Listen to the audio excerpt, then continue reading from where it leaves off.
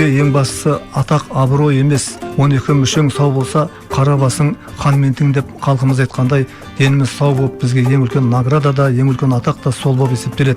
Бас редакциясынан басқа редакциялардың бәрінде жұмыс істедім десем болады. Өйткені менің тағдырым солай болды. Мен студент кезімде бірінші курстан бастап менің ұстаздарым Кемелбек Шаматаев, Шаншархан Төрегелдиев, Мадрид Рысбек, Қуаныш Орманов ағаларымыз бар. Менің ұстазым деп санаймын Руслана Құдайбергенқызы, информация ақпарат бөлімінің бас редакторы болып істеді. Осылардың арқасында мен кішкентайымнан бастап шыңдап өсірді. Осы Қазақ радиосының отынан кіріп, күлінен шығып, 30 жылдай өмірім осы Қазақ радиосында кетті. Парламенттің тікелей хабарларын ұйымдастырдық.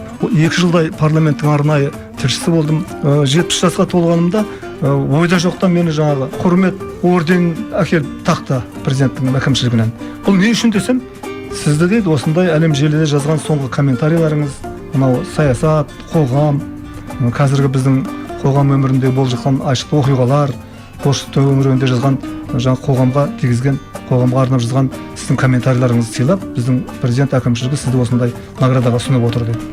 Ол да мен үшін бір қызық жағдай болды. Лирикалықта өлеңдерім көп, бірақ балаларға арнап жазсам бір өлеңін оқып берейін. Мен кішкентай балаларға жылда жаңа жылдың қарсаңында әр ай сайын өлеңдер жолдап отырамын. Әке туралы бір жыр әпсана.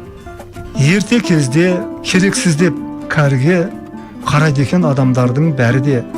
Қанша қимай тұрса да ата анасын тауға апарып тастайды екен әрге. Амал нешік түскеннен соң басыма деп бір жігіт болған іске ашына. Жолға шықты қарт әкесін арқалап, кіші ұлын ертіп алып қасына.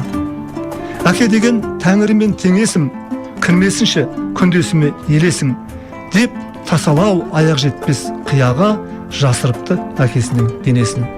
Сонда кіші ұл бұлай депті: әкешім, сонша қиын жерге тығып нетесің, ертең сен де қартайғанда қоятын осы жерде таппай қалсам нетесің? Мына сөзден жігіт қатты шошынып, тіл байлан көзден, сөзден қапты тосылып, сөкеттігін қылығының түсініп, әкесінің тізесіне басырып, депті жігіт: соңын еріп дүрмектің, кешір әке, қадіріңді білмеппін, енді сені бағып өтермін, өсиетіңді есім алып жүрмекпін.